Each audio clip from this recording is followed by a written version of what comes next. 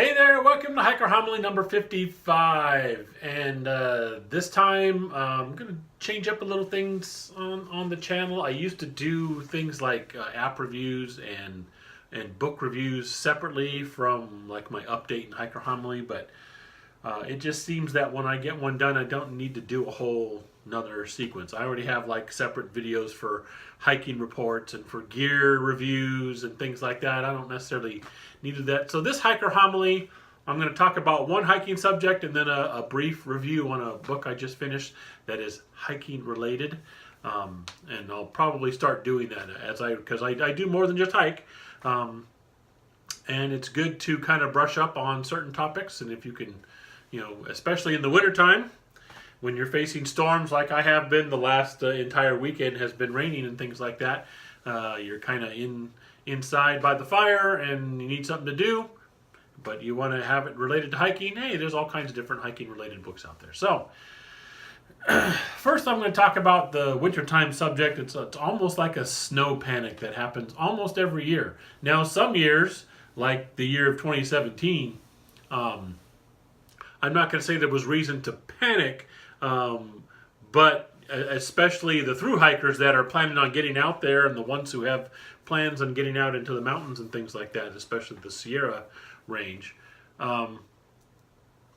they kind of watch the snow and freak out if it gets up there. And in 2017, the snowpocalypse here, it was pretty amazing. I mean, it really came down. But it just seems, and I've been watching it for a long time, for various reasons, not just for hiking. We have different things we go up to Tahoe for and stuff. So I'm always watching what the snow is like up in the Sierra range and stuff like that. And it just seems like, especially on the online hiker stuff, that people they get all frothy about any snowfall. We got people already like, oh, the snow and this and that, and it's like, you have to understand how it happens, especially in the Sierra Mountains. It's really, it's not like in some other places where you'll get an inch or two of snow here, and then maybe later on another inch, and then it'll just keep working its way up. It's like one or two big storms for the season that, like this weekend, will last 3 or 4 days and will dump feet of snow at a time. And then that's it. But the fact that, oh my gosh, in the past 3 or 4 days, we've gotten, 5 feet of snow, everyone starts freaking out online. Oh, this and that, and it's going to be another snowpocalypse. And I mean, I've seen comments like that online, and it's like, everybody calm down. And then I see other people comment on there saying, hey folks, a little reality check. There was one person who on one of the sites I'm on, pretty much posted the stats. Look, we're actually such and such percentage below normal, so we're real close to an average snow year, because it was something like 95% of average. So we're right there. We're almost at just average snow year, just average. But everyone before was, oh, this many feet of snow in this week, and it's only January. What do you mean only January? January's winter. It's winter time. It's supposed to be snowing in the mountains. If it wasn't snowing in the mountains, I'd be freaking out, because that means we're looking at another drought. So yeah, 4 feet in one weekend, that's winter in the Sierras. And there it is. And then we're going to have like a whole week or two of clear, and then we'll have another storm roll in. But that's what it is. It's just a series of 3 or 4 storms for the season, and that fills the Sierras with snow. So we're kind of, right now it's an average year. It's an average snow year. There's nothing to freak out about, but there are people out there doing that. So just please, if you're going to look at weather reports, understand the weather reports and understand the area you're looking at. Study the, what do you call it? The reports and the stats. Okay, what is average for the Sierras every year? Well, the average is this. And what do we have now? Oh, well, heck, we're below average, or we're right at average. Okay, and then you'll know whether or not there's issues. And there it is. And I know it's a big thing for those who want to do the PCT and all that kind of stuff. And that's I'm looking at arriving at the end of the desert section and stuff like that. But I have no intention of going into the Sierras if they're full of snow. That's just not part of my plan.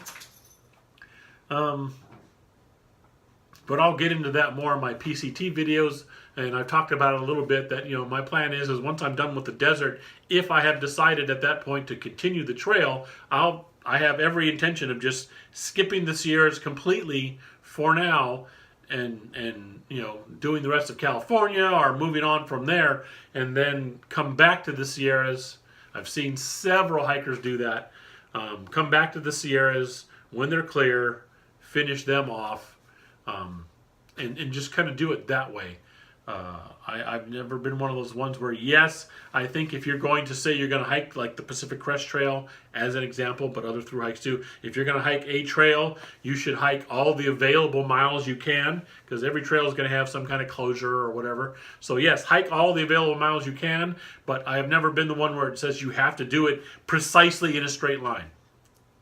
I do not have to go unbroken from Campo to Canada. I can go from Campo to Kennedy Meadows, get off, jump up, get back on at Hat Creek Rim, go up from there, then come back to Kennedy Meadows, finish the Sierras to Hat Creek Rim, and then there's just different ways to do it. As long as you get that all those miles in, if you're not doing it in sequence, as far as I'm concerned, that's fine. And there's again, there's people out there that they want to make up rules that no, the law says what law, what rule, what governing body has decided that there's authority over this trail, and this is how every single person has to do it in order for this.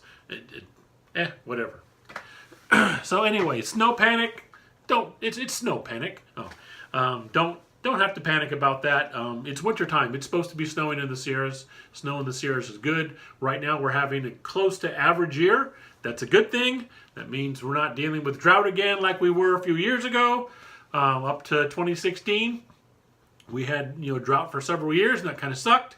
So this year we don't have it back again. We have an average snowfall, which means average water table, we hope, toward the spring and summer. Awesome. That means the water sources in the mountains will be good. Good stuff. It's nothing to worry about. It's actually a good thing. So moving on from that, I want to talk about the book, and you're going to love this, Bear Attacks, Their Causes and Avoidance. It's a kind of a dramatic title, but it's an apt title because when you read the book, this is literally what this guy has done. He has studied for like the past, going back many years, bear attacks that have happened, and he primarily concentrates on the two types of bears that you're going to find in North America, and that is the black bear and the brown bear or grizzly.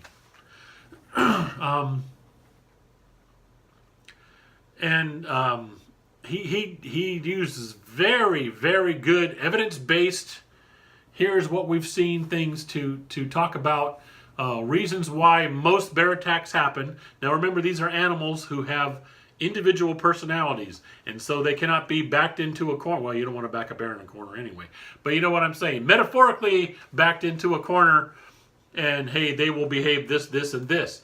Not all of them are going to do that. Now, in the vast majority, if you do this, is this how the bear's going to react? Yes, most of the time, but that does not mean all the time, and he covers that. He talks about these rogue type of animals that kind of do something that's not normal and tries to give evidence basis for why we think they deviated from that normal pattern. Why would this black bear, a species that's normally fairly docile, they get away from humans when they can? Why would this particular one decide to actually hunt one? So they do their best. So Bear Attacks, Their Causes and Avoidance by Stephen Herrero. And that comes out from Lions Press. Again, I liked it. I think it's, if you're a hiker who's going to hike in bear country, I think it's an invaluable book. Because again, even if you're not in grizzly country, like I say, he's got a whole section for grizzlies and a whole section of the book for black bears. And he talks about their general personalities and things to do in certain situations. When it would probably be, he talks about the cues that the bear might be giving. if this bear is doing this or such and such and it's daytime and this is how he's behaving, your best bet would be to do this. Is it 100% advice that, yep, if I follow this like a Bible, will it save me from such and such bears? No, because again, bears have personalities. They're going to do their own thing sometimes. And he says that in the book. But does he give the best advice he can based on average bear behavior? He sure does. I think it's a pretty good book. I really enjoyed it. Again, it's Bear Attacks, Their Causes and Avoidance by Stephen Herrero, Lions Press. I gave it 4 out of 5 hiking boots because it was a pretty good read. Very informative, extremely informative, good stuff. And so if that kind of thing interests you, or like I say, if you do hike in either grizzly country or territory where the black bears can be, which is almost any mountains in North America, by the way, or any real wooded areas, black bears can be there. I would suggest picking up the book and giving it a read, and you'll learn something because he's got a lot of good stuff there. And you know what? That's Hiker Homily number 55. That's what we got for this time. And as always, if you have any comments or questions, comments below. You can leave a comment on Patreon because I will also be posting that there. You can get a hold of me on Instagram or on Facebook, and all of that would be under Hiking for Health CA. And also, if you just want to email me, you can get a hold of me at hikingforhealthca@gmail.com, and it will flag me, and I will do that. And I try to answer straight up personally on wherever the comments are left. I try to actually directly answer, but then also I'll collect several comments together, and sometimes I'll do a hiker homily that's just answering questions or responding to comments.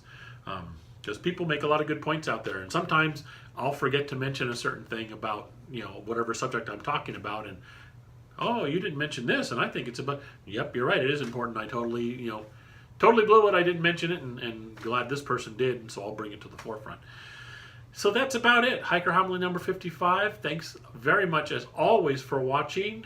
Hey, and we will see you next time.